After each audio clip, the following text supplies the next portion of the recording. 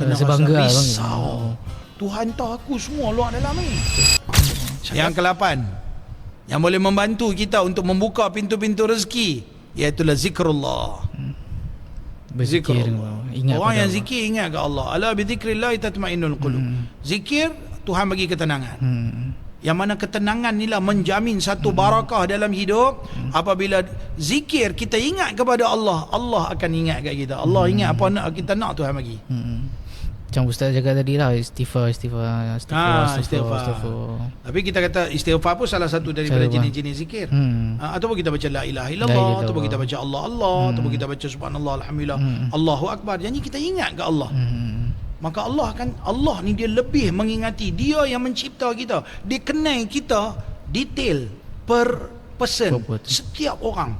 Dia kenal Akmal dengan segala sifat yang ada pada Akmal. Dia kenal saya, dia tahu semua luar dalam. Kenalnya Tuhan pada kita dahsyat.